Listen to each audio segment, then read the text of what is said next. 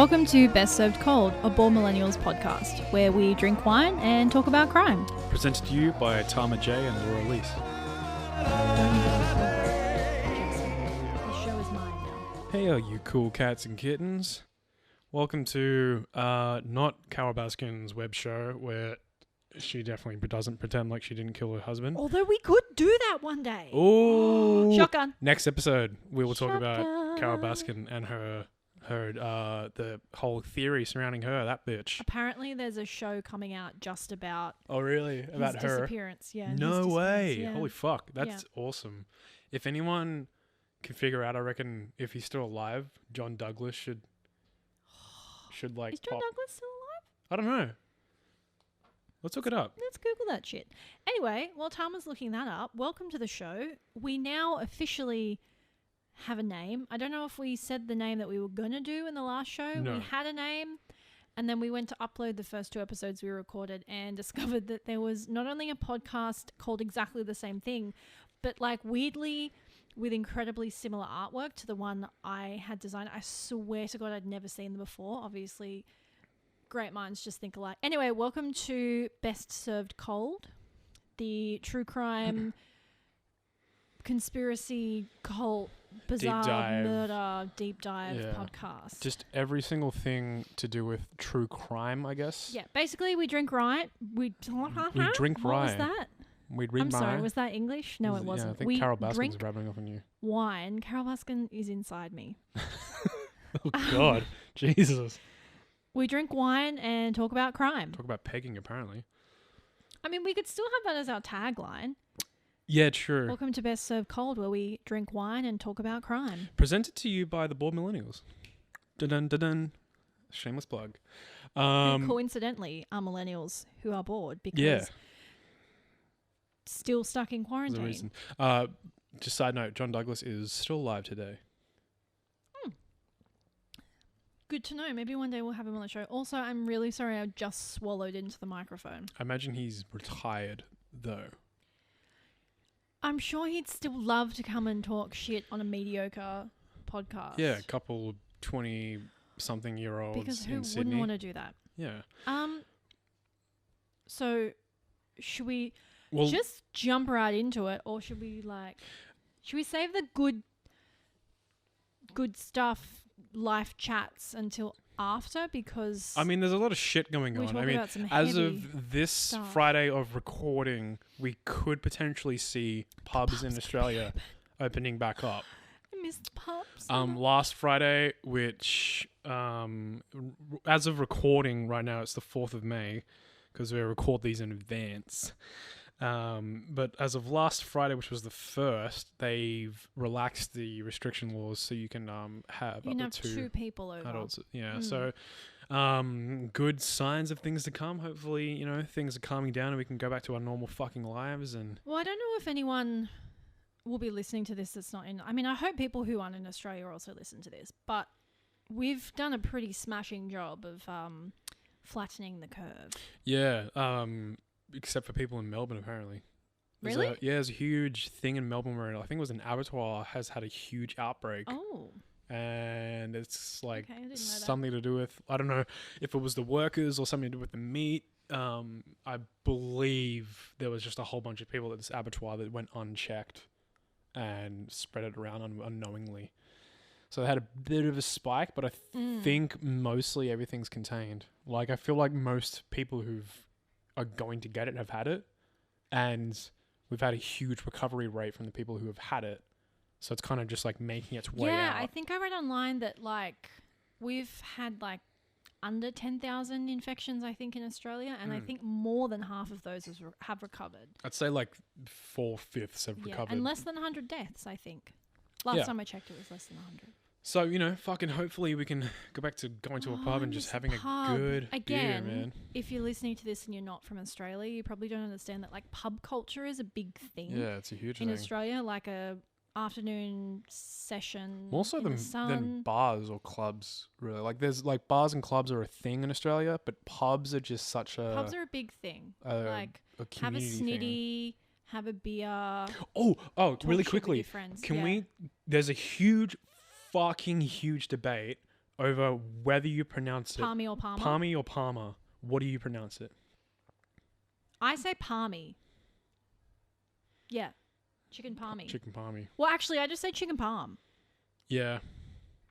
I say palmy too, but the argument is, I believe, that...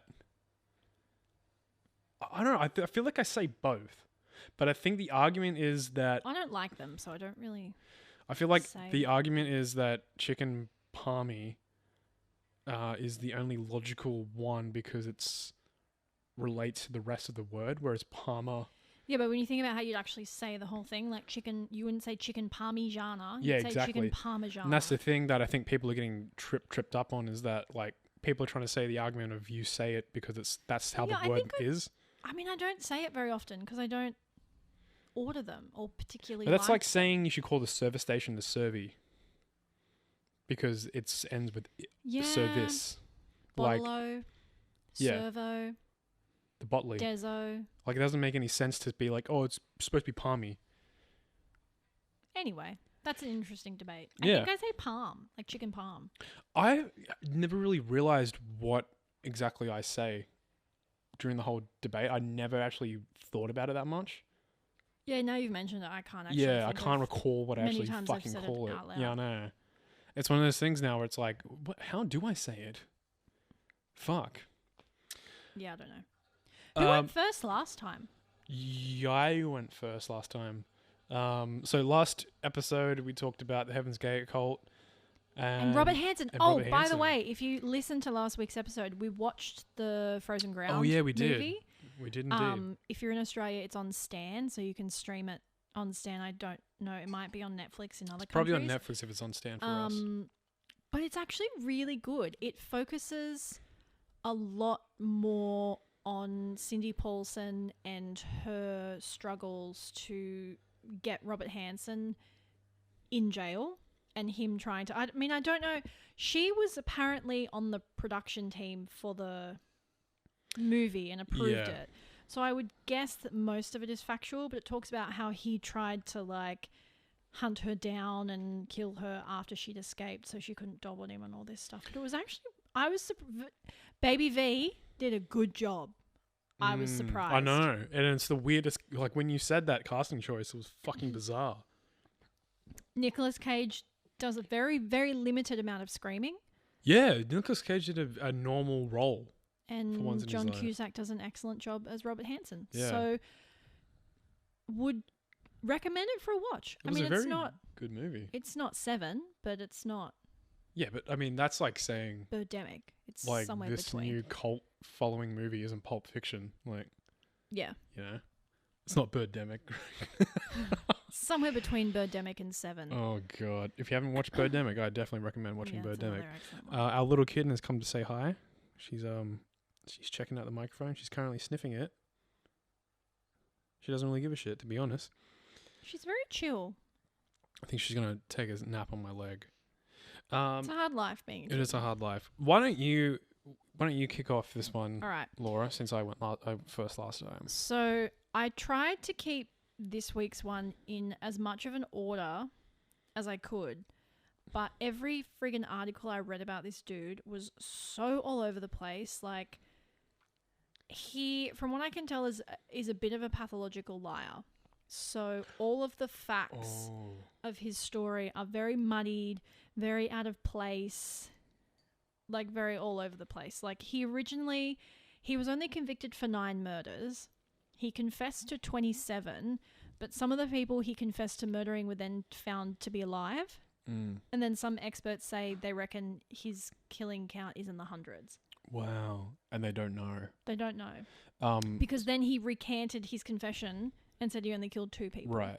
Can I just So it's really so all over the quickly, place. Yeah. at some point during one of the episodes of the podcast, you just reminded me, Mhm. I wanted to talk about this story of this French man who was in his teens, I believed, who was successfully infiltrated this, I think it was an American person's family by replacing their son.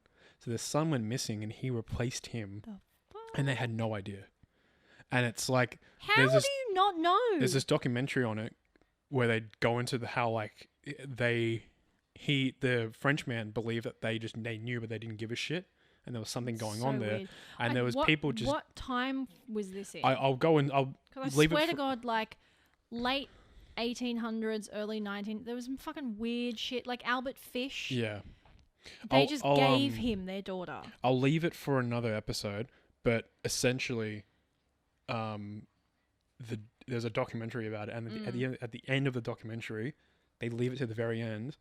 They're interviewing the Frenchman, and he drops the bomb that he is a pathological liar. So potentially debunking everything he's ever said in the entire documentary.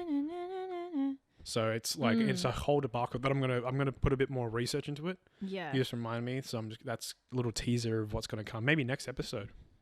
Potentially. Yeah.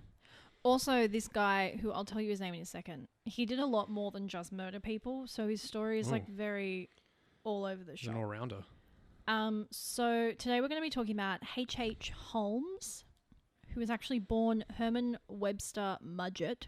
So like, no wonder he changed his name. Fucking hell. This guy is famous for his, quote, murder castle, which loosely inspired the hotel from American Horror Story Hotel. Oh, this guy, right. Yeah. So Murder Castle. So a little background. So Herman was born in New Hampshire in 1861. So we are going a little bit old school Way here. back. Yeah. So he was a descendant of 2 English immigrants and was the third born child. He was from a working family, and during his life before he moved, he worked as a farmer, trader, and a house painter.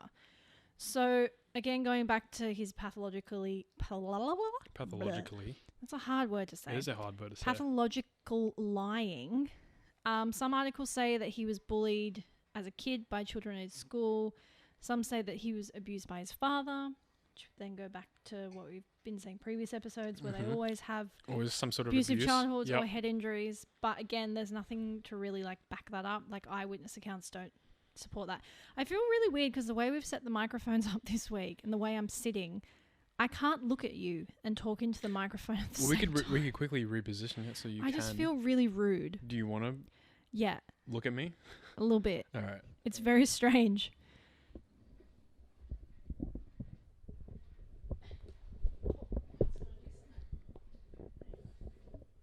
It's all right. I'll just pause this. Does that twist?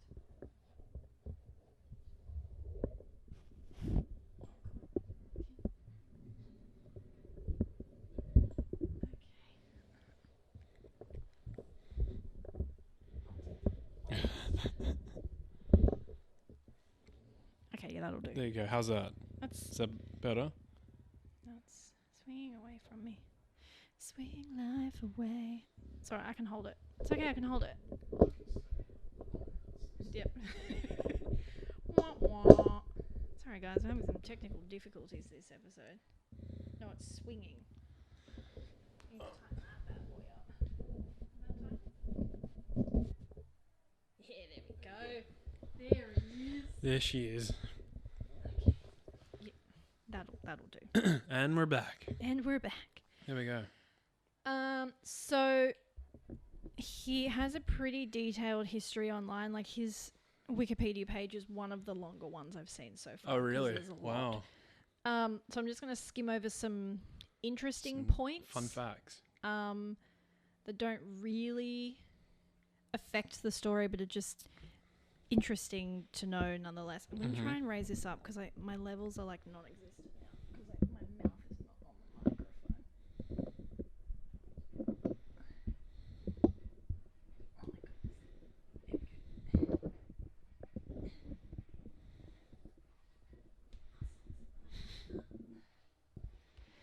There we go. Yeah, alright. Wow, I have like no level. It's fine. You're fine. Oh, I think I'm looking at You're probably looking at mine. Yours is number 2. two. Okay. Or number 1, sorry. Yeah, you're number 1. We can just cut this out. Okay, so he graduated high school at age 16, took some teaching jobs, and then in 1878 He married Clara Lovering, and they had a son in 1880 who you never hear about again, which is Father of the Year award. Wow. At age 18, he enrolled in university but left 1 year later. Excuse me? Why? You have had no interest in that plant since you arrived at this house, and now we're recording a podcast. You want to dig in it. Is that... Oh my goodness. Just sit. Just chill. Just chill. Chill out. Sit down. Have a cocktail. Where was I up to? Okay, so he enrolled in uni a year later. Sorry, he enrolled in uni and then left a year later because he didn't like it apparently. And then shortly after enrolled in a different university, which was the State Michigan University of Science and Medicine.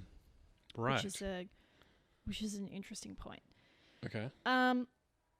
So, okay, there's so much detail. So I'm going to try and give as much as I can without going on forever because he's actually like really weird and interesting dude, but we all want to get to the murder castle. Yeah, of course. So while studying at his second university in Michigan, he stole and disfigured cadavers from the lab and also tried to collect insurance money over the years. And he'd actually perfected this by the time he left uni and supposedly became a beneficiary for many women that he worked with, some of who mysteriously disappeared. Wow.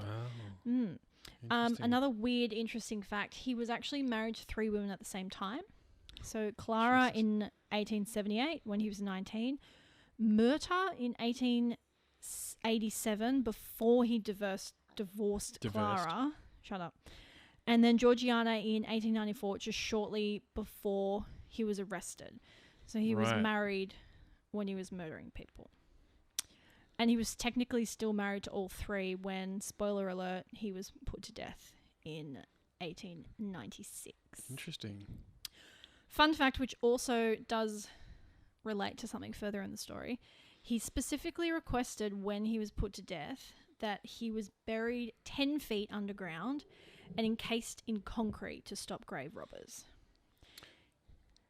To stop people from robbing his grave? Yeah. Right. Because he knew what you could do with a body. Ah, he had experience. And he's widely touted as America's first serial killer. Ah, interesting. An important thing to note, again, he was a notorious liar, and combined with some pretty dubious journalism techniques from that time, which was called yellow journaling or yellow journalism, where they would exaggerate or even just sometimes make up stories to try and sell newspapers. Which is so far different from what they do now. Oh, yeah, they definitely don't do that now. Oh, wink, wink, nudge, nudge. So it's really hard to determine what's actually true about any of his story. Of course. Okay. And the dude's a pathological liar. Yeah. So, in 1886, Holmes moves to Chicago, or I should say Mudgett moves to Chicago and adopts the name Dr. HH Holmes. Dude, that is such an unfortunate name. Mudgett. Mudgett. Muget. It's Muget. It's pronounced Muget, darling. So he works as a pharmacist in 1887 and buys the lot across the road from his work where he starts a building. He starts building a building, rather. Right. So it's a 3-story building with shops on the bottom, units in the middle, and then the 3rd floor was started but never finished, and that was going to be a hotel. Okay. It contained 100 rooms and stretched for an entire block. So it's not like a house. It's like a long huge floor thing. Yeah, it had 100 rooms, 100 so it's massive. rooms. Yeah. Shit. He switches during the build. He switches builders and architects frequently throughout the build to hide all the weird shit he's got going on. And if he ever suspected that someone Caught on, he would fire them and bring someone else, and people mysteriously disappeared and all that sort of stuff. So the building is completed in 1892. I'm gonna talk about the building a little bit because I've already spoiled it. You know he gets caught. Okay. So the following details were described by the police who searched the house when he was arrested.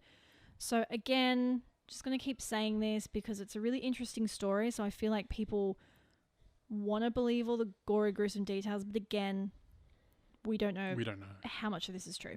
So police found hinged rooms with partitions, rooms with 5 doors and some rooms with none, secret airless chambers hidden underneath floorboards with iron-plated walls. Whoa. Holmes' own room had a trapdoor in the bathroom, which revealed a staircase that led to a windowless cubicle with a large chute that went through to the basement.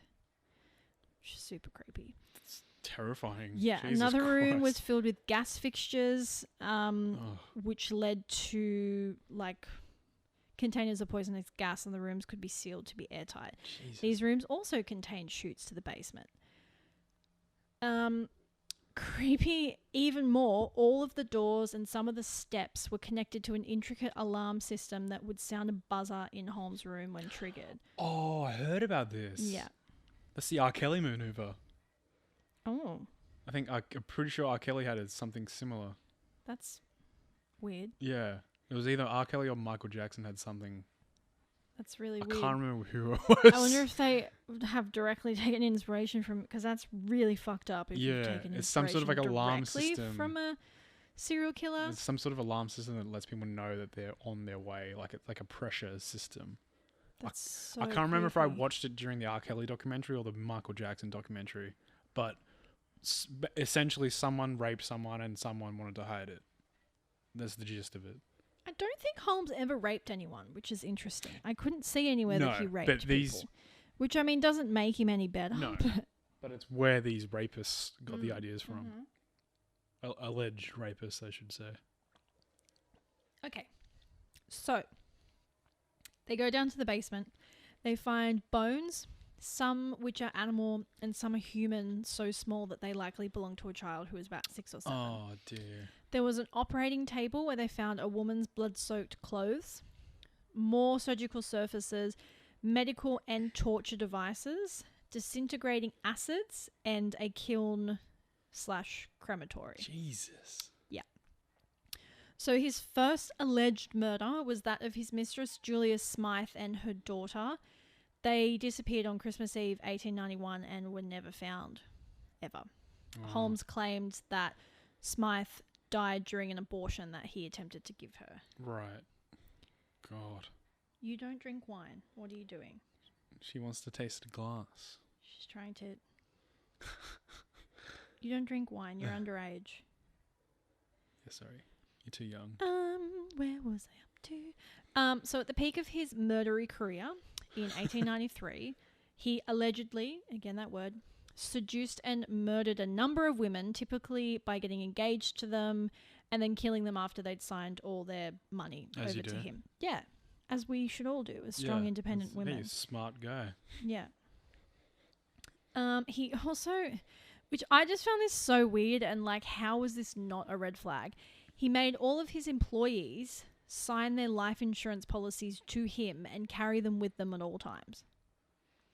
Wow. Which is just like That's a huge red flag. such a red flag. But also it's a different time, so I don't know. Like in just the 70s and 60s, it was fine for people to hitchhike.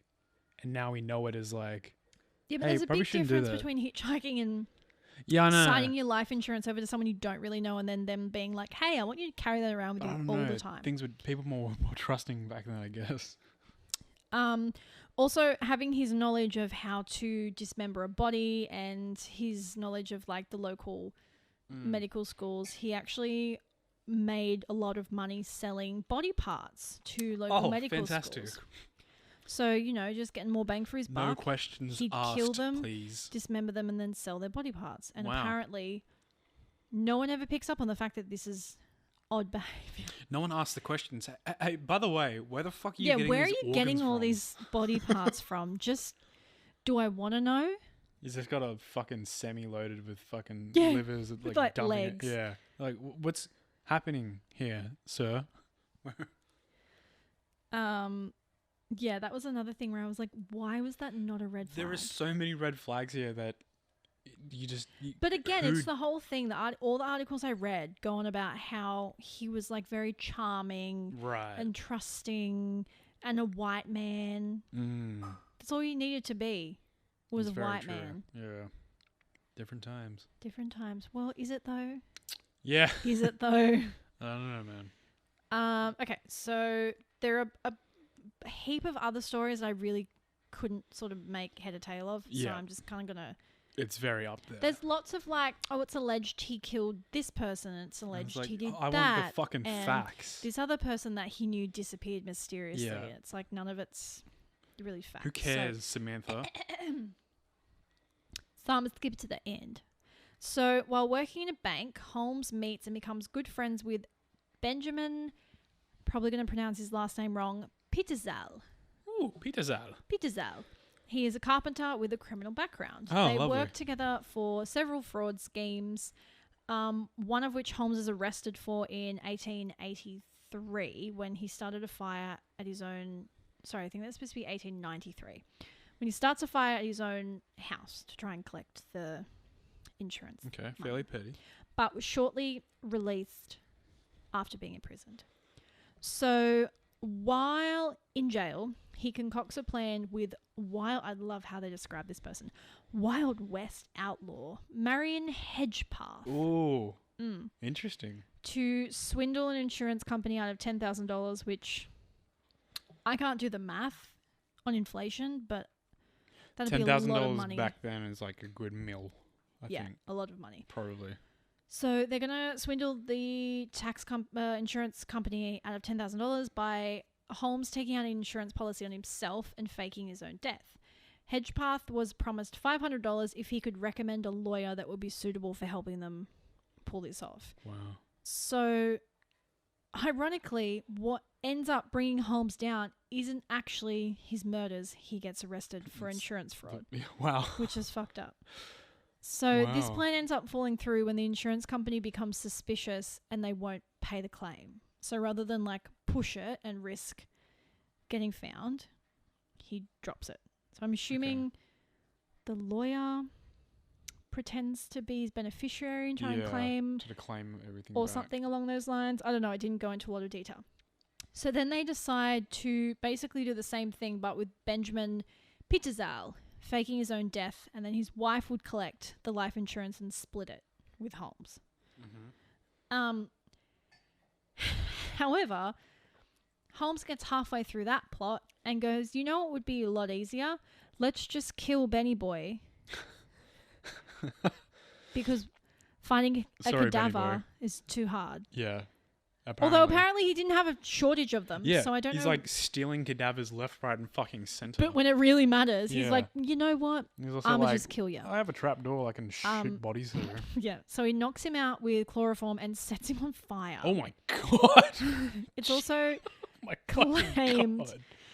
that he murders. One article I read said 5 and one said 3 of Pitezel's children. Oh, that's still a lot of to children. Cover it up because they were worried that Wow. they'd go to the police. Yeah, fucking hell. Another article said that Pitezel was actually burned alive and the chloroform was administered afterwards to support a suicide story. Which is a very weird suicide. Like, Yeah, I you really knock know yourself how out with you'd chloroform and then you somehow manage to light yourself on fire. Yeah, I don't really. Yeah. know. Anyway, so he actually does get the payout from this death because it was supported by a actual corpse. Great That was success. undeniably There's a Pitezel. fucking corpse there. But Holmes's undoing was he forgot about his good old Wild West pal Hedgepath. Oh, yeah. He wow. never paid Hedgepath his $500. Oh, never do that to so an outlaw. he goes, fuck you, and tells the cops everything they've talked about in his brief stint in prison. Ooh. So initially, there's actually not enough evidence to arrest Holmes, but they find an outstanding warrant for his arrest in Texas for stealing a horse, Wow. which is so random. It's like how they got, I think it was Al Capone. On tax evasion. Yeah. Yeah. Like he was one of the world's biggest drug traffickers and Yeah, They they got him on arrested tax him for tax evasion. evasion. Yeah. Yeah, it's weird. Where was I up to? So they bring him in, and then the police go investigate his house, and they're actually like, hey, this dude's actually super fucked up. And then they find that he also murdered his good old pal, Pitazal, who I've probably been pronouncing his name wrong this entire time. I'm really sorry. We're sorry to all the Pitazals out there. We tried. So Holmes was found guilty of murder for Pitazal and was confirmed the killer of 9 other victims. So as I said at the start, he initially confessed to 27 victims. However, some of those people were found to be alive, which seems like such a weird lie. Like, why would you lie about, I killed this guy? Well, the dude's a pathological liar, supposedly. So he Such an easy lie to be caught in, though. Yeah, but I guess he's just trying to throw people off, maybe. So some experts say that it's likely in the hundreds of people he's killed. Well, if he has a fucking hotel that can sit over about 100 people. And a crematorium in the basement. Yeah. So, like, who fucking knows? And he gave away a shit ton of bodies, apparently. Yeah. It had to be more than 9 because they're talking about how... Well, if he's consistently made all this giving money, organs away and he has a crematorium, he has enough bodies to warrant a crematorium. And he's not just using it, he's disposing of organs by selling them. So it has to be... Entrepreneur. I know, maybe we should get into organ... Murdering people and selling their organs. Yeah, I mean selling ice cream on a van. Kissing babies on the forehead. Hee hee. Not inappropriately. Yeah, but like, what an entrepreneur. Fucking uses his money, builds a murder house, sells the bodies of the people he murders. And it's the 1880s. Who's going to fucking catch him? Yeah, exactly. Well, they did. But not insurance fraud. Yeah, but they didn't catch him for the fucking murders. So this dude was fucking creepy right until the end. So in 1896, Holmes was hung. When he was released from the trapdoor, however, his neck didn't snap like normal, and it took him 20 minutes of creepily twitching to die. Oh, God. Yep.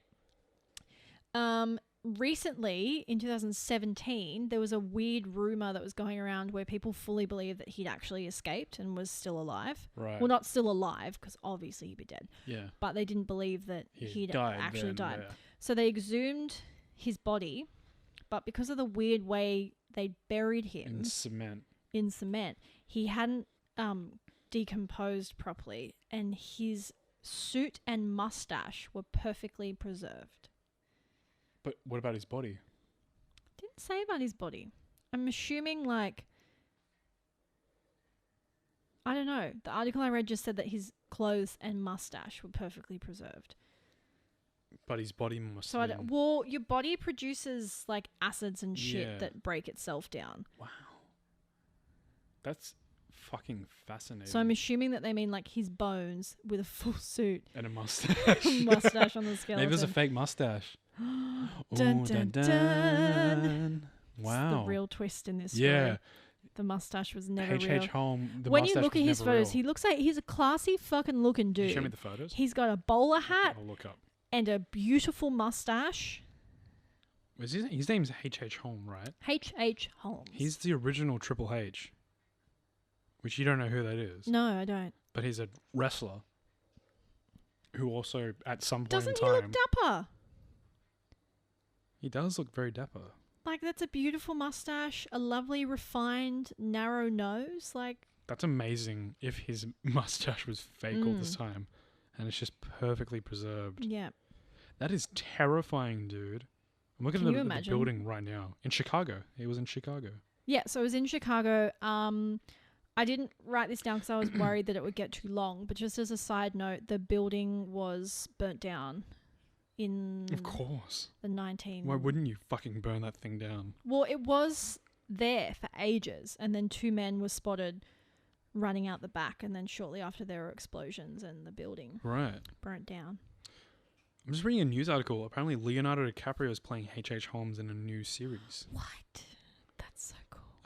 But Martin Scorsese and Leonardo DiCaprio are teaming up again to tell a real-life story of Henry H. Holmes. That's amazing. It's a Hulu series. The Devil in the White City, Murder, Magic, and Madness. Doesn't That's say. based off a book. Devil in the White City is the book about him. Cool, right. So that's obviously they're doing a show based off. I'm the gonna book. research that later That's because so cool. that came out February 2019. The article. But yeah, another weird side note that now I've not written it down. I'm realizing I do actually have time to tell all this cool stuff I should have written down. A bunch of people that were involved in his case, like trying him for murder, died in mysterious circumstances. Ooh. And in 1914, the caretaker of the building committed suicide and just left a note saying, "I cannot sleep." And his family all said weird things like he had visions and thought he was being haunted. Terrifying. Yeah. That is terrifying. Mm. It's always, there's those weird, like, haunting stories of, like, the early 1900s and, like, late 1800s. There's just something so fucking creepy about it because there's always these, like, weird ghostly stories that relate back to then. But yeah, and then the building whose name I now can't remember, the Murder Castle, was loosely the inspiration for the American Horror Story, which was that series was that season was very nice. I like that season. It's terrifying and quite horrifying in many cases, but good series. That's the story of Awesome. HH Holmes. Very good. That was the most I mean, I know we've only done 3 episodes, but I found that one so hard to research. Like, all the articles are so all over the place. They all have slightly different stories. Like, I know what you mean because I did the same thing for last week's episode for Heaven's Gate Home, the Heaven's Gate cult. Was because it was I usually watch a lot of videos and then read articles and Wikipedia obviously for my research, but for Heaven's Gate cult it was purely just like Wikipedia and articles because there's not a lot of detailed articles about them. I don't use videos, I just use articles, and I normally have Wikipedia up purely as a reference for the timeline of things because even if they don't have the most detailed account. What are you doing? She has been asleep all day. Paige, come here, baby. She's found something she wants to play with. I don't know. Plastic. Yeah, I find even if Wikipedia doesn't have a lot of detail, it normally at least has the basic timeline. But even Wikipedia was like so all over the place, I could not make heads or tail of it. It's also just harder to retain the information so much when you're reading through it. It's just like it's a lot of information to take in, and you kind of don't really get the brass points. It's like, oh, and he murdered these people, and he married these 3 women, and he had a kid, and he killed these other 3 kids. Oh, and he stole a horse. And they're like, by the way, no one knows if any of this fucking shit's true. What? Because they may have lied. Yeah. Like, great. That's fucking awesome. So confusing. Anyway, that is the crazy story of HH Holmes. Well, thank you very much for that, Laura. That was very insightful. I mean, you're welcome. Thank you. You're welcome. I thank myself. I'm wearing 2 belts. So this week I will be talking about part of the episode. None other than the co-ed killer himself, Edmund Kemper. I don't love this guy because he's a serial killer. But I love this guy. He's fascinating, really. His episode of Mindhunter was my favorite. Famous for being one of the most pivotal and remembered characters on Mindhunter. I feel like Johnny Douglas. He's one of those serial killers who was not very well known until Mindhunter the book mostly, but the book and the TV show kind of like, presented him. Yeah. Same with like Son of Sam and et cetera. Whereas like people like, Manson and Ted Bundy were like well known for their own respective reasons. Ed Kemper was sort of brought into the limelight due to like shows like this. I feel like it's also partially, not that all the other ones weren't also horrific, but Ed Kemper is disgustingly horrific. Yeah.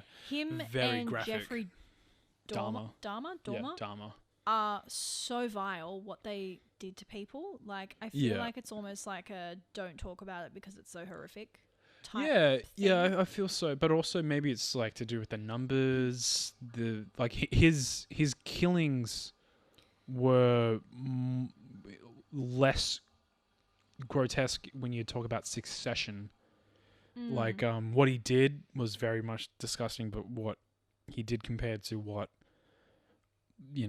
other people have done, like the Black Dahlia murders, Yeah, for but they were example. never caught, Yeah, so we don't know. but I mean, I'm also mean like the murders themselves were like yeah, the same. but you know what I and in mean. Like succession. you hear about like a Ted Bundy and a Charles Manson. Like it's horrible, but it's not necessarily like Yeah. gruesome.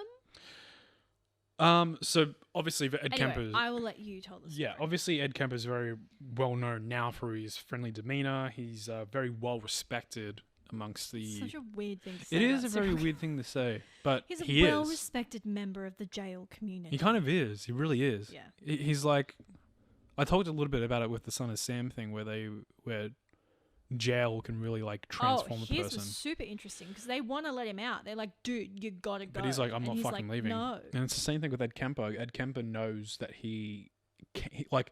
So I'll get into it later because there's that's a whole point to his thing. Do you know what Son of Sam makes me think of? You know that stupid sound on TikTok where it's like, take it off. I can't take it off. Just take it off. I can't.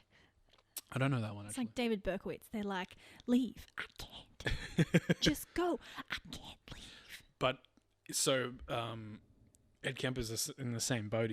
He knows that if he gets out, it'll trigger him.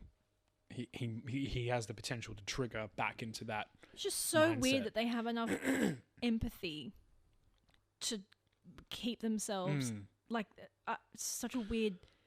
He's shown a lot of Strange. remorse for what he's done, and I believe it after we research quite a bit about serial killers and murderers, and there's a lot of and I'm not sympathizing with serial killers and murderers in any way, but there are a lot of people who just believe that people are like this are born evil, and I think that's such a dumb, fucking arrogant thing to say. Like they're just born evil. That's not a thing. No one's just born evil. There's a clear, repetitive.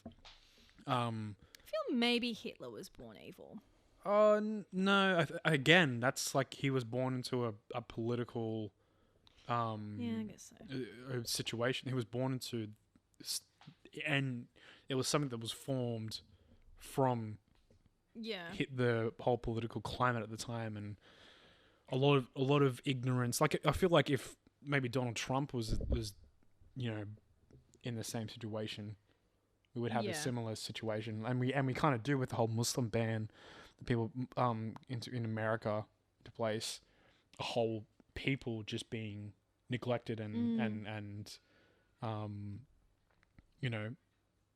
that whole thing. I feel like if Hitler was here now, born into this generation, well, not this generation, but he was alive right now, WWHD. it'd be a similar thing with with Donald Trump. Obviously, someone like that can't get away with the murder of over 6 million people anymore. That's kind of the world we live in, but he can do similar things to what Donald Trump is doing. Anyway, tell your story, boy. Stop interrupting you. So Sorry. he's Ed Kemper was famous for his high IQ. Famously, he turned himself in after his last murder, and was very careful with all of his murders too. He was very intelligent with how he covered his tracks, to the point that if he never turned himself in, he would have never been caught. He was very intelligent with what he did.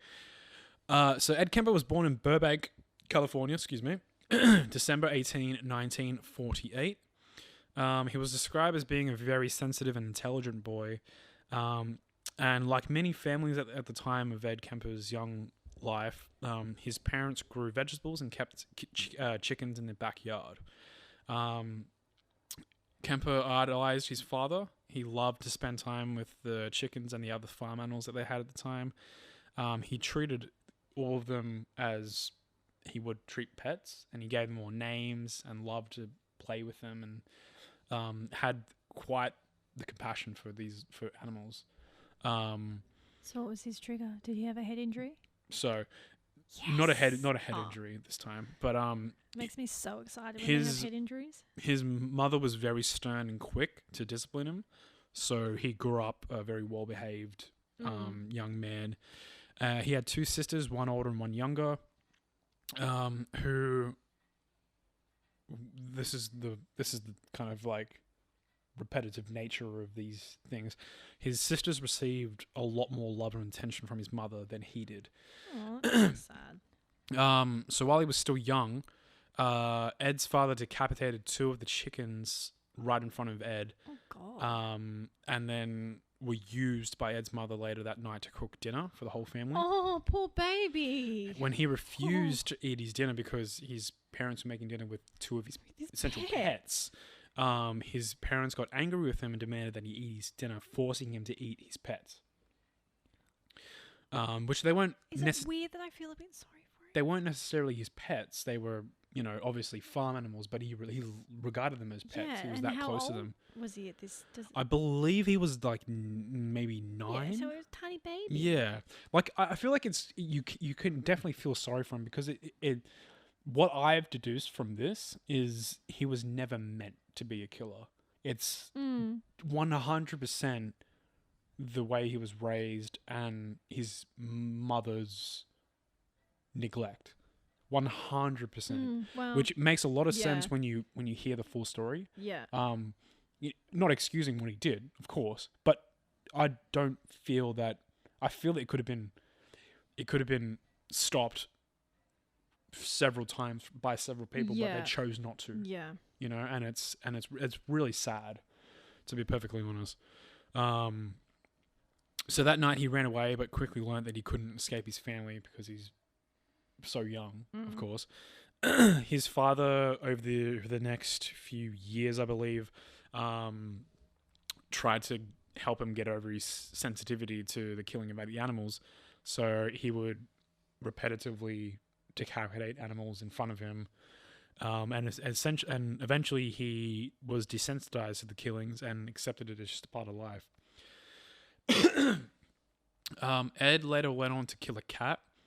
And when he was scolded and got into trouble for it, he couldn't understand why the adults in his life were okay with killing some animals and not others. And then not killing others. He couldn't make the distinction between the two.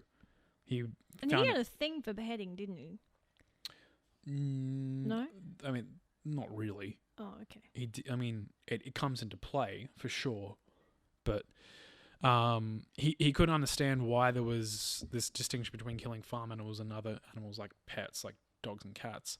So when he was 9 years old, his parents got divorced, and due to this failed marriage, his mother took all the bitterness out on Ed. She was quoted as saying, "All men are worthless." She was somewhat of a... Same. She was somewhat of a... I don't know the exact term of it. I think it was called like third-party feminist or something like that, where it's just a feminist who believes that all men are just inherently evil. When really... She went through several relationships. She had another marriage out in Montana, where she moved Ed and his sisters with her to Montana, where she remarried another man, which obviously failed and didn't work out. And she had several strings of relationships that never lasted too long. So Ed never really had a strong male role model growing up. And his mother just grew this huge disdain for men, which quite clearly it seems like her problem. Yeah, and those are very unhealthy opinions to pass on to your kids. Yeah. I mean, like, 2 failed marriages, several failed relationships, and you're blaming an entire gender. And you said he was the only boy. He had all sisters. Yes. Yeah. So that would be hard to feel like... Yeah, so she took a lot of her frustration out on him, a 9-year-old boy, because she hated men. So, and during his childhood, because obviously he was raised in a single parent household with 3 kids, not very wealthy. Him and his sisters didn't have a lot of toys growing up. So Ed would spend a lot of his time reading books from the library, and some of which, well, most of which were very heavy, historic retellings of Vikings and the Holocaust. And, he learned all these things from these books and suggested that he and his sisters play a game he called the gas chamber, where they would tie each other up in a chair and see who could escape the fastest, pretending that they were stuck in a room filling up with deadly gas. Obviously inspired by the Holocaust tragedy.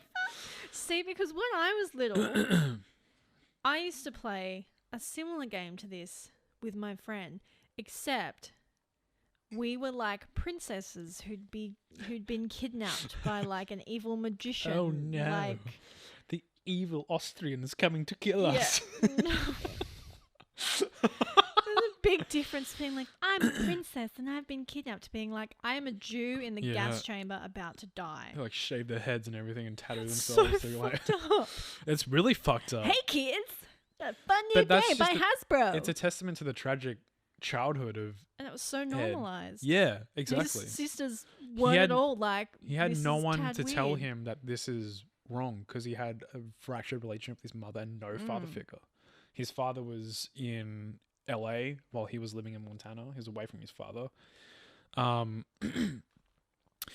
As if it wasn't already tragic enough, Ed and his sisters lived in the house they lived in. Him and his sisters lived upstairs, in the rooms upstairs in his house. And at some point during their stay there, his mother decided to move Ed down to the basement because she feared that he would hurt his sisters somehow, even though showing no signs of violent behavior. Yeah, no, aside from like trying to pretend to gas chamber them, Yeah, but I mean, he was described as a very gentle and kind companion. Like he loved animals, except for the cat until he was desensitized to that killing of animals. And that's the tragic thing about it, is like, more you read into it, you're like, he didn't really start out like this at all. He was raised, or rather, taught. There's like a weird this. sadness to it, because obviously you feel a lot sadder for the poor people who have lost their lives. Yeah, of course. But then there's a weird empathy you develop for these obviously very broken people. I feel like it stems from the fact that it could have been prevented several times. Like I said, it could have been prevented from his dad trying to desensitize him to killing. Well, that's the thing. Like they've done studies on.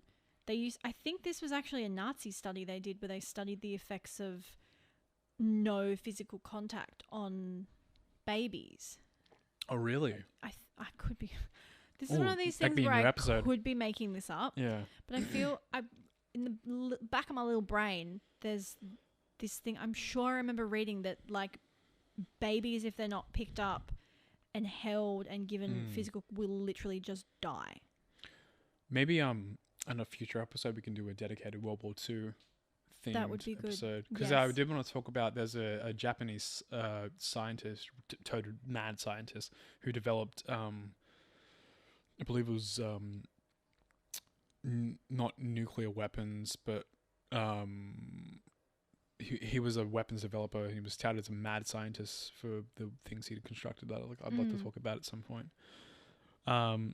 So Ed moves down to the basement due to the orders from his mother. He's sleeping in a cot with a single sleeping bag and one light bulb hanging from the ceiling on a string. Well, that's just... I don't know if you know what a cot is, because I don't. Isn't a cot just like I think we call them stretchers in Australia? Those things you take camping. Right. I think that's what they are. Okay. He described the room as being damp, cold, frightening, and the rats being his only company. So just super quickly, I just researched it, and I didn't make it up. It's called Frederick's Experiment. Ooh. And they did it on babies, and they died. Oh, Jesus, really? Yeah. Wow. Without being held at all, and they died. Fuck. So it goes to show it's literally like a thing that we need. A Like maternal it's a physical craving. need. Yeah. Yeah. Wow. So, and Ed has described this action taken by a mother as having a deeper meaning. He's recalled as saying, "Why am I going to the basement? I'm going to hell. They're going to heaven," referring to his sisters. All right, we're going to get into the first victims. Don't sound too excited. Murders. I mean, like, you know what I mean? Like, not excited, but I'm kind of excited. Yeah. Like, it's kind of exciting. It's not like it's happening right now. Like, ooh, yay, someone's getting murdered. It's like it's happened. I'm listening. You don't look at me like that. So obviously another huge characteristic of Ed was that he was very tall. Very tall person. How tall are we? Well, Talking. during his adult life, he reached a height of 6'9", Oof! which Yeah, is that's tall. over 2 meters. Yeah, that's tall. That's a tall boy. Very tall boy. He had to like crouch down to enter most rooms. Yeah, that's a tall boy. Huge. Yeah. And it's like it's represented in the show as well how huge he is. Like he's giant. So him being very tall for his age, he was often thought of being much older than what he actually was. So he started driving when he was 10 years old. Yeah, because he could get away with it. Yeah, he was driving his mum's car, I believe. It's not really going into detail, but he was driving since he was about 10. One time he drove himself to a carnival and he noticed an attraction at the carnival that was presented as a guillotine that would feign decapitating people's heads. So you would put your head in it and it would like fall down. I've seen those before. And pretend to like decapitate you. And he recounted that he found it perplexing that people would be so thrilled by the idea of, you know, laughing and squealing in the face of death, but it's all fake. And it was at this moment that he realized that even though the death wasn't real, the whole thought of it excited him. Like the actual well, yeah, the erection. The idea of them dying exactly was like the erection, the first boner, if you will, of his murderous rage. I meant a literal erection, but I don't know if it was a literal erection. I don't know. I was joking. Men are weird, and you but ruined it little by boys trying to make it a metaphor. Fuck you. Wow. Okay. Tell your stupid story. Jesus. Tell your story. When did this turn into fucking marriage counseling? Next week. So, Ed found himself wishing that the decapitation attraction was a real thing. He found himself wishing that they would actually be decapitated. So during this time, Ed had suffered issues with delusions. So he started having trouble deciphering what was real and what was fantasy.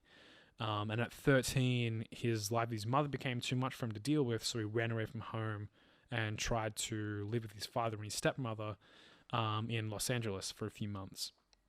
And after a few months of living there with his father and his stepmother, his dad sends him off to live with his grandparents on his father's side, so his dad's parents. Yeah. To live on their 17-acre farm, so huge property, right? His grandmother was just as abusive and domineering as his mother, and his father had dementia, so very rough household to live in. Yeah. Again, can't escape that whole, you know, the missing maternal and paternal love and affection that he needs. Yeah. And his own father sends him away. You know, it's really not looking good for him. So due to the size of the land, his grandparents would allow him to use a rifle to hunt rabbits and squirrels and other small animals. And whenever his grandmother left the house, she would take the guns with her. Probably And a good call on her. yeah. Her part, really. So for a year and a half, this is all going fine, even though there's a fractured relationship between him and his grandmother. And he decides to return back home to visit his mother for the first time in nearly 2 years. Yeah. And his mother's just exactly the same, like very, you know, Too stern much. and Yeah. too much for him to deal with. She knew exactly how to make him feel worthless. She knew exactly which, you know, points to prick at. Yeah. And whenever he was around his mother, it would cause these delusions to act up.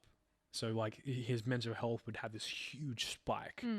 And so any progress in his mental health that he had away from his mother was just down the drain the second he reunites with his mum. It's really sad. It's very sad. So he returns back to his grandparents' estate, where he's still slipping into an everlasting delusional state, to which he then, I'm not too sure on the actual date, but at some time during his return back to his grandmother's house, he pretends to leave the house and takes the rifle that he used to kill rabbits and small animals and shoots his grandmother back of the head. He then kills his grandfather. Supposedly, he's quoted as saying he didn't want him to live through the pain of knowing that his wife had been murdered. So he recalls it as a mercy killing, if you will. So when the delusions finally pass and reality sets in, Ed realizes that his grandparents are dead at his feet. So he calls his mother and asks her what should he do. And due to the size of the property, he could have just driven away, never even gone back, and no one would have known that they were even dead for a long time. Yeah. But instead, he calls his mum, who tells him to turn himself into the sheriff, and that's exactly what he did. He calls the sheriff's department, tells them what he's done. They arrive, arrest him. He goes willingly, and when he was asked for an explanation to why he did it, he simply says, "I wanted to see what it would feel like to kill Grandma." So now we move on to what is recounted as the stolen youth of Ed Kemper. So he's like 14 at this point. He's 15 at this 15. time. Very close. So since I'm listening. Since he was I'm keeping 15, up. you are. Since he was 15 when he killed his grandparents, Ed was considered a minor at the time and went to a mental health hospital without having to serve any jail time. So after multiple tests, doctors determined that Ed has a genius level IQ. He was diagnosed with paranoid schizophrenia, and Ed described his time in the hospital as he loved it. He thought it was probably one of the best times of his life. Yeah, because he gets away from his mum. It was the first time he had ever gotten the help that he needed, because he has these obvious mental health issues. Yeah. He's getting the medication he needs. And probably the first time he's ever maybe even been praised, being told he's got a high IQ. Attention that he so need, a 15-year-old needs after 15 years of getting jack shit, just getting abuse. So he's getting these medications, getting evaluations. He for the first time ever in his life, he has proper structure and stability in his life. His mental health continues to heal, and for the first time ever, he's fully in touch with reality, so no delusions whatsoever. He was even given a job shadowing other doctors, which, if you don't know what shadowing doctors is, it's essentially literally just sort of following doctors and learning what they do on a day-to-day basis. So many, interns and medical students will what's called shadowing, which is where you just spend a day, find out what being a doctor's like. You see all the procedures they do, literally everything they do in a day. So he's given a job doing that at the hospital. And after a while, due to him remaining calm and providing all the answers the doctors want to hear, they were convinced that he's made a full recovery after just 4 years. And they decided to release him. after 4 years. While he's in custody, he tells his doctors all about the abuse he received from his mum, while under her care, and he begs them not to take him back to her. And his doctors assure him, like, that's never going to happen. We're not going to let it happen. And they knew for a fact that if he was sent back to his mum, these issues would arise back again, and his mental health would deteriorate further. However, the judge, who ultimately has the last say in this case, decides that it would be best to put Ed back in the custody of his mother, which is what I was saying before, where you have so many chances to stop this person becoming a prevention. There are so many steps in this tragic story of prevention where you could have stopped this from ever happening, right? The mother, the father, the grandparents, the stepmother, the judge, and we are where we are because these people didn't stop it when they could have.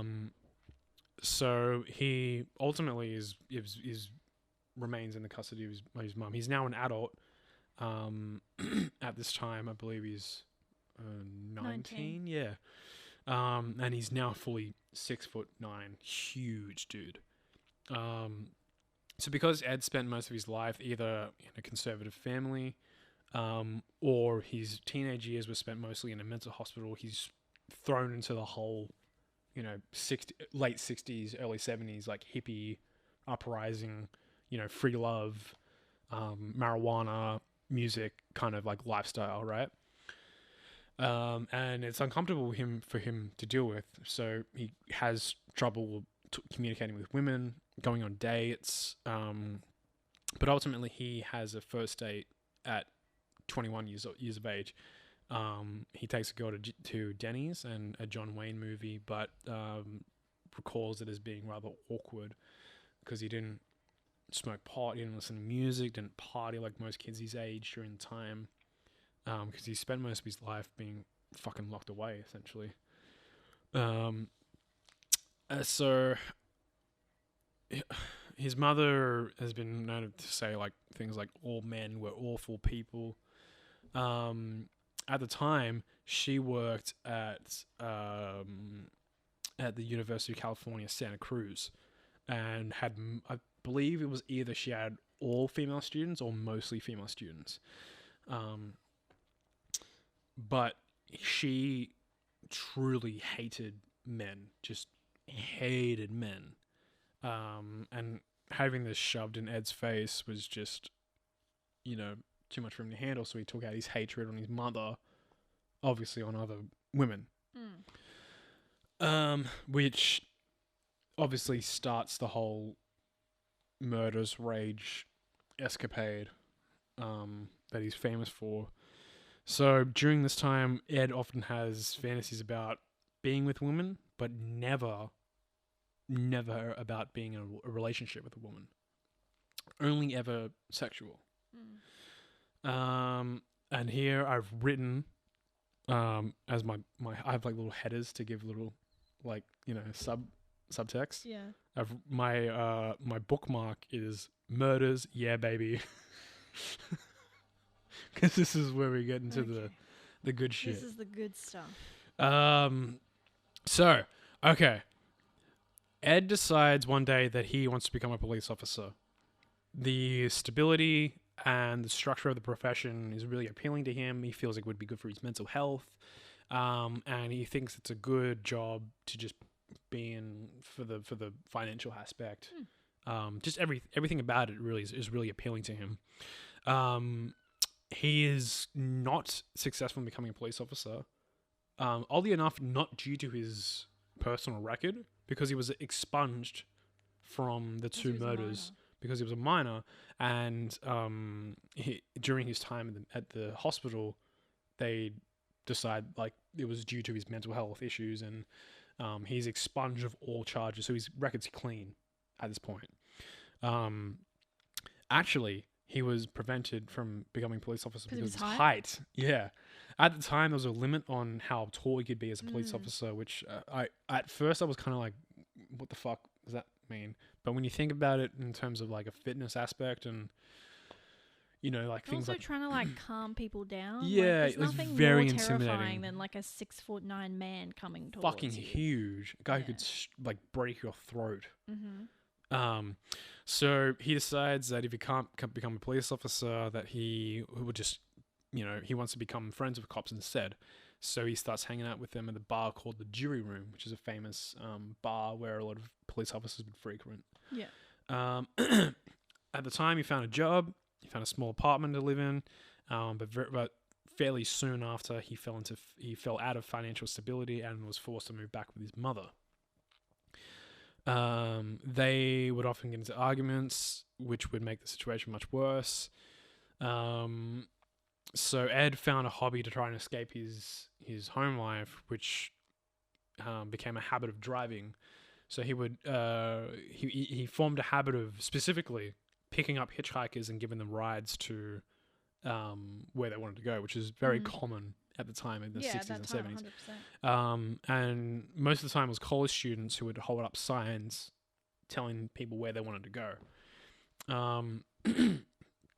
So he had fantasies at the time of picking up young women and killing them. And he decided that he needed to practice the act of picking up hitchhikers and dropping them off to get good at it. So he's been said to have picked up over hitchhikers and dropping them off over 150 times for free before anything ever happened. Just to practice so he could be prepared for any scenario that someone will walk into the car, and he was just completely prepared for anything. And he would spend a lot of time at the bar with the police officers, where he would learn things from talking to police officers about the cases that they're working on, and so messed up. some of which being young women running away all the time only to return back home. So he began having fantasies about these young women. He began fantasizing about picking them up, raping them, and murdering them.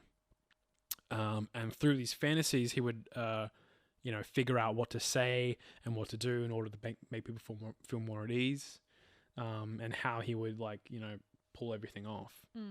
So, through having these fantasies, he figured everything out. He had this to the tenth exactly what he would say, exactly what he would do, and that's how he became so charismatic. Yeah. Is he figured out how to do it just through his thoughts. So May 7th, here we go, 1972. Here we go. Here we go. Here we go. He picks up two 18-year-old girls, one named Mary Ann Pesca and Anita Lucchesa, in Berkeley, California. So they asked for a ride to Stanford University. He instead drives them to a secluded area in the woods, locks Anita in the trunk, stabs and strangles Mary Ann, killing her, before opening the trunk and killing Anita in the exact same way. After they're dead, he rapes their dead bodies and stuffs them into the trunk of his Ford Galaxy, which I'm blanking now, but I'm fairly certain Son of Sam had a Ford Galaxy. I'm almost certain. It's a weird incident. I know. I was doing the research and I thought, hang on, didn't Son of Sam have a fucking Ford Galaxy? No, good sponsorship for Ford. I don't think they make Galaxies anymore, which is probably fucking why. So on the ride home, funny enough, an officer pulls him over, and he's completely calm. He's very charming. The officer only pulled him over to tell him that his taillight was out, and after he tells him, he goes on his way. Nothing happens. So when Ed returns home, he dismembers the bodies, stuffs individual body parts into bags, and disperses them several miles apart in order to throw the police off, so they can never piece together the bodies. So after these two murders, universities in the area start telling students to not accept rides from strangers. And if there's absolutely no choice and they have to accept a ride, to only ever get into cars with a campus sticker on them. Now, because at the time Ed Kemper's mother She worked at the worked campus. at California, Santa Cruz, University of Santa Cruz. He had that sticker, didn't he? He had that motherfucking sticker. He had that sticker on his fucking car. Oh, you know he had that sticker, Oh, you girl. fucking know he had that sticker. And it's incredibly ironic that he has that sticker. He had that sticker before he even... What a weird thing to decide is a sign to trust someone, though. Yeah, and it's and ironically, he had that sticker all along on his car. Mm-hmm. Okay, next date. So, I believe a couple months later. So we're going from May 7th to September 14th of the same year, 1972. Ed picks up a 15-year-old girl named Aiko Ku, who needed a ride to a ballet class. Ed kills her in the exact same fashion. So, murders her, like stabs her, strangles her, rapes her body, and then dismembers her and disposes her body parts. A couple months later, the next year, in the new year, January 7th, 1973, he does the exact same thing with a woman named Cindy Shaw. But instead of dismembering her and burying her body parts scattered, he instead buries her head in his yard, facing his mother's bedroom window. That is one of the single creepiest things I've ever heard. Oh, yeah. And that's just... hang on. If that doesn't make you cringe, he went to one of his state-mandated therapy sessions with Cindy's head still in the trunk of his car. That's so fucked up. And during that session, his psychiatrist believes that Ed was actually doing much better and decides to release him from the court-ordered therapy while he has a head in his car. I'm just scared. I have 2 cats sitting on me at the moment. I just scared the shit out of both of them. Freaking out. Oh my god. I know. The therapist is like, you seem very calm today. Yeah, and he's like, I'm you know what? I'm having a detox. You know, I'm doing really well. So gross. I'm doing Pilates. I can't get over them. He buried the head to fate. I'm getting into kombucha. I'm really, so creepy. Keep going. I'm making I sourdough love it. bread. Keep going. Keep going. So even though the murders were months apart, Ed would continue to give rides to young women on a daily basis to get information on what the general public was saying about him and his murders. It's also like a weirdly clever... alibi. Not an alibi, but then it's like if he was ever a suspect, he'd have literally hundreds of women. Yeah. He'll be like, well, he gave me a ride. Yeah, and he didn't kill me. And I'm fine. Exactly. And then you'd have all these women coming forward and being like, yeah, no, he gave me a ride. He That's- seemed like a nice dude. That's the thing. That's why he was so smart, because he knew all this. See, this is when you start to feel like, even though, yes, he had a tragic backstory, you start to feel less sorry because you're like, that's fucking sadistic. Like, But he more so did it so he would to cover up his own tracks. He didn't want to get caught at the time, so he would learn what they were saying about him. So if they were saying like, oh, they found hair at the scene or blood or semen, like he would be like, okay, I got to cover up my tracks better. yeah. So at the same time, for the same reason, he would continue going to the bars and talk with the officers who were obviously in charge of the murder cases, and would learn new information about the case when he would talk to them, because he was friends with all the police officers. Yeah, in so the they area. don't have any... No, and they believe him problems just be a regular old dude who tried to become a police officer who was unsuccessful. Who was too tall. Yeah. Not even that he got turned away because, oh, poor guy, seems like such a good dude. Like, just because he's too tall. And he learned pretty much all he needed to learn from them. Yeah, and then, like, of course he's interested. Like, he wanted to be a cop. Yeah. So he, at the same time, he's also watching a lot of crime shows on TV, this is also mentioned in Mindhunter. So he watches as much as he can so he can try and learn different ways that he could potentially be caught from the murders. An example of which that he describes was he was watching. He would go to visit his victims' funerals. So his first few victims, he would go to visit their funerals to pay respects to them. Yeah. And after learning that detectives often show up to such funerals, he quickly broke the habit of doing so. So that's an example of how he would learn what not to do. Yeah. So next date, I think, a month apart, February 5th of 1973, Ed gets into a heated argument with his mother, and he goes out and kills 2 more girls, in the exact same way as the previous murders, Rosalind Thorpe and Alison Liu. He finally makes the connection himself that the anger he feels towards his mother is the trigger that sets him off into a killing spree. So he figures out that if he wants the killings to stop, he has to kill his mother.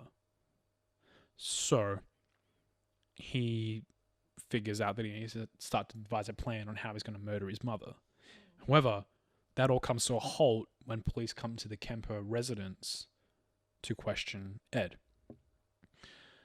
At the time, oh, by the way, this is another footnote. This is so I categorize all my notes. My next category is motherfucker got caught. So, a few days earlier, Such a nerd. to this, a few days earlier to the arrival, Ed had purchased a gun, and the gun shop owner can tell from his personal record that he's been expunged of a previous murder that he committed when he was under 18. So he reports to the police that Ed has bought a gun, gives them his name and his address, and when the police show up to his residence, they quickly discover who he is. He's the guy who's at the bar all the time, and they're friends with him. It's like, oh, and they tell him that they're merely there for a formality. Yeah. They have to show up and search his house. So he leads them to his closet where he keeps several guns, next to which he also has a woman's purse and a box full of mementos from his victims. Before the police can find these such items, he quickly distracts them and takes them to his car where he has more concealed weaponry. And that makes him look like such a good guy as well. know. Just being like, oh yeah, guys, like quickly, by the we'll way, go show my car. Yeah, I also have like exactly. just telling you what I've got. I also have some more in my car. And So- they're like, oh well, he's got nothing to hide. He's showing us his guns. And it works. They have He's so fucking smart. it works. They have no idea it's him, and they tell him that they don't believe he's involved in any way or shape or form. No, because why would you willingly be like, oh, here's some more guns I have hidden? However, he becomes extremely paranoid and believes that the police are catching on to him. So he quickly decides that like this is the time he needs to kill his mother. So for an entire week, he devises a plan on how he's going to kill his mother. Yeah, because he has to be careful about it, because obviously he's going to be. So here's the creme de la creme, the Ben de la creme. The Ben de la creme. So one night at 4 a.m., his mother comes home stumbling through the front door, which wakes Ed up, and Ed decides, tonight's the night. Well, that's what I do when you wake me up when I'm asleep. You smash me in the head. Because that's exactly what I do Ed think does. about it. Ed smashes her in the head with a claw hammer, decapitates What's her. a claw hammer? I believe it's... I'm going to look it up. I'm on it. Okay. You keep going. I'm on it. He smashes her head in with a claw hammer, decapitates her head, sexually violates her head, which, if you want to get... Oh, it's just a normal hammer. Yeah, it's like the claw part of the hammer, I believe. Well, I was expecting something a lot more exciting. It pulls the nails out. Yeah, like it's just a normal hammer. That part gets stuck in things, though. Yeah, that's true. So, especially if you're using a force. Especially if you want to get into the specifics 6'9". about the violation, the sexual violation, are you... I mean, I really, really do, and I really, really don't. From what I recall, he slit an incision into her throat and had sexual intercourse with her throat. From what I remember. It didn't get into... I'm so confused. Why would you need to do that? There weren't specifics on what he did. Didn't he? Specifically. So does he cut her head off? Yeah, he cut her head off and then cut an incision to her throat. Isn't it already a hole? So like right here, he cuts right. Yeah, but what I'm saying is that the head is gone. is there not already a hole where you're? I'm not too sure. I didn't really. I personally wasn't. I don't want to think too much about exactly. Yeah. And then Getting some graphic images in my head that I really. he then tears out her vocal cords and shoves them down a garbage disposal. Oh my god! Because I I believe shouldn't laugh. That's so horrible. I believe it was either because he Because he wanted her to shut the shut fuck the fuck up. Yeah. So he decided to permanently shut her up. He grabs her vocal cords and Because shoves them down apparently the sewer. cutting her head off was not No, really but going she to still has do her that. vocal cords intact. So. Okay, I'm Sorry, just starting to sipping my feel. I was feeling real sorry for this dude at the start of this. I'm starting to feel less and less sorry for him. So, he then places her head on the mantelpiece Oh my god! and starts to throw darts at the head. I shouldn't laugh. I should not be laughing. I know, you shouldn't be laughing. It's just so but it's like, it's so horrible. What else can you do aside from laugh? It's shock, really. It's like, what the I'm also fuck? picturing it in my head. I know. Oh Like some my Mortal God. Kombat shit. Really. That is tearing it out is, the vocal yeah. cords. That's very Mortal Kombat. We should play Mortal Kombat. We should. Once his rage subsides, he realizes what he's done and he has to make it look like a break-in happened to cover up the Buddy, I murder. think we're a few steps We're past a that. few steps, but okay. The police So- come in and they're like, Chief, I can't figure out what these weird pinholes in her Seems like a- skull are. It seems like almost a looks break-in. like someone There's semen all on her thrown face, darts. and the head's decapitated, and it looks like it's been punched a few times. Obviously, a rage intent murder. Oh my god. It's a break-in. So he Yeah, I'd be hiding that head if I were him. calls his mother's best friend Sally Hallett and tells her that he has made a dinner for her and his mother. Oh my god, please tell me he doesn't cook the head. No, Oh, okay. God, Jesus Christ. When she arrives to the house, he strangles her and kills her, and then stuffs both their bodies into the closet and leaves them there for the police to find. His motive was to make it seem like someone had come in while his mother and her best friend were having dinner. Someone came in and murdered both of them and pissed off. I just love his reasoning. Yeah. How to hide one murder Kill again. is by committing 2 murders.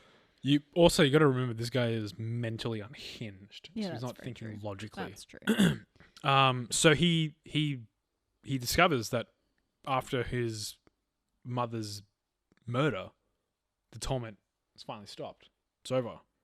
So after killing his mother, he packs his bags, drives far, far away, and continues his life. He learns that he discovers that he's able to talk to women again without thinking about killing them, which is always good.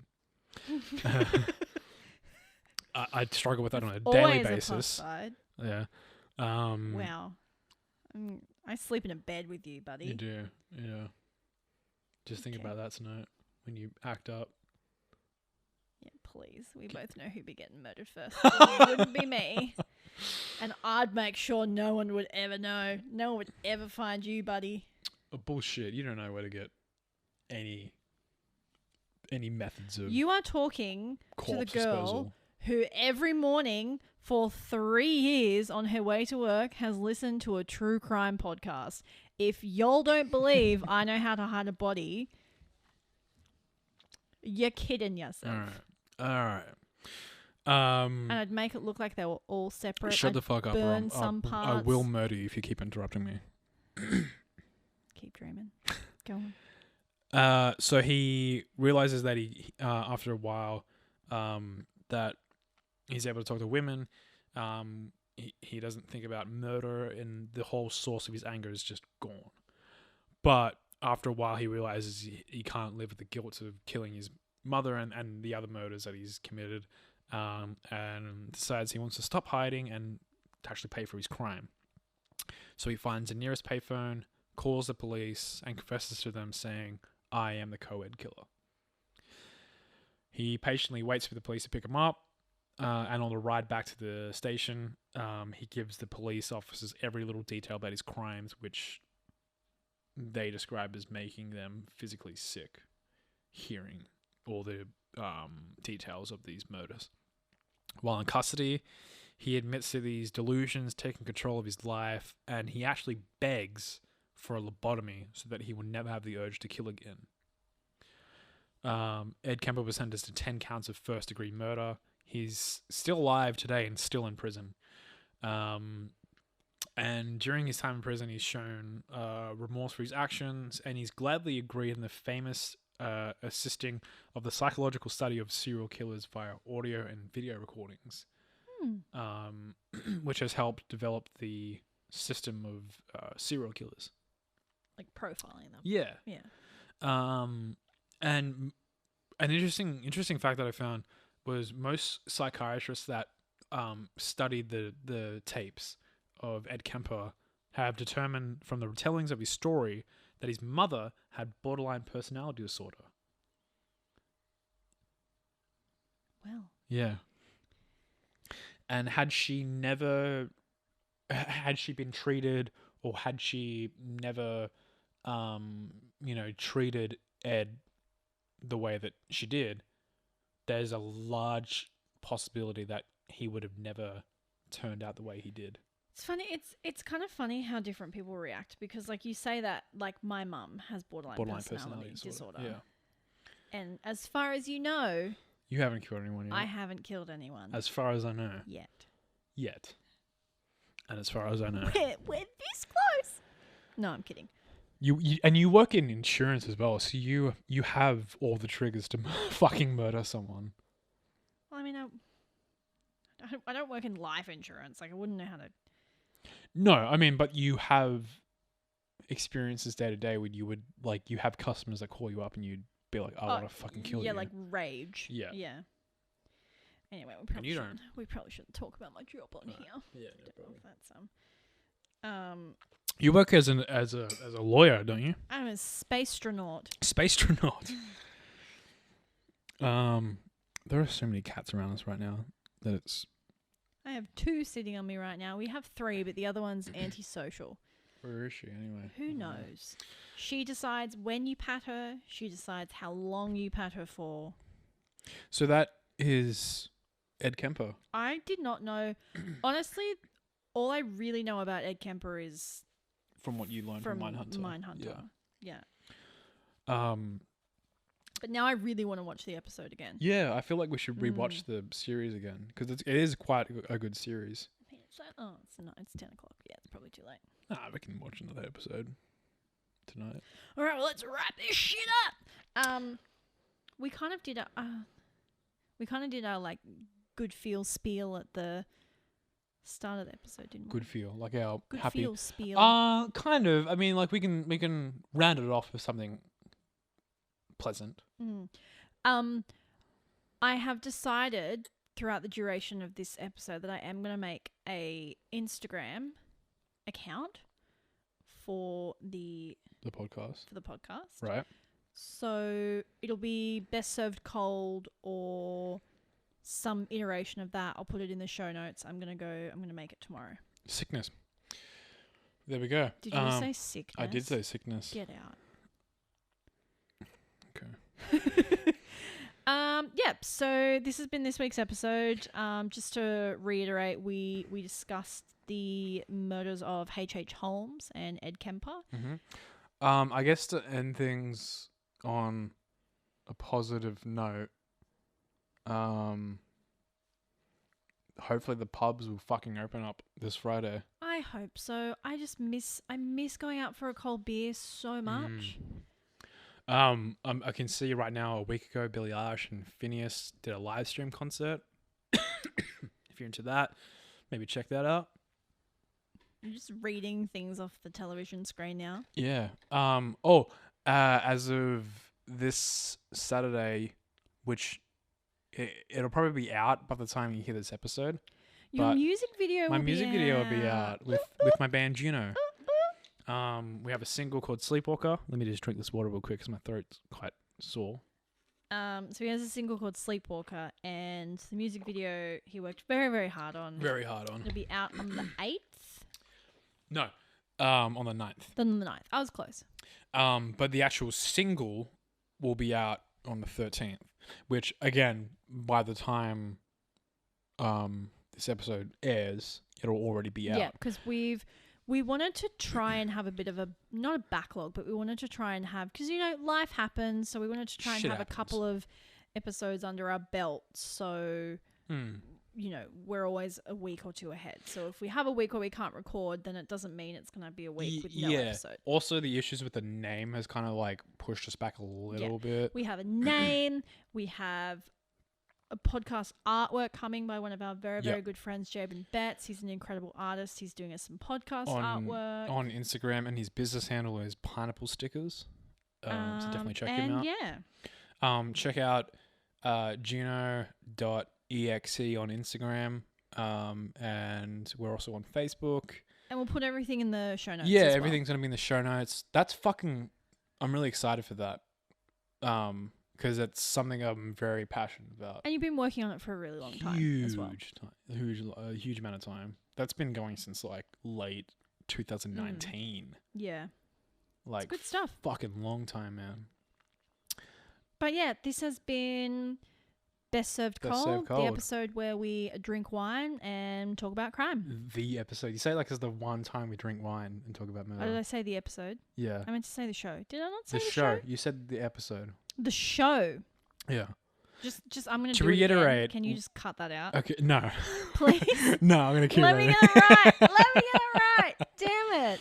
Dude, fuck that. We don't like that kind of show. Let me live my voice announcement. The fantasy. show where we drink wine and talk about murder crime. and crime. Wow, we're on a roll. We're on a roll, You can't do it if it doesn't rhyme. Yeah, okay, but we should just do our... We should do it live. We do our sign off now. Yeah. What is our sign off? What's our sign off? You know what our sign off is. So we'll see you next week. We'll catch you later, fuck faces. Catch you later.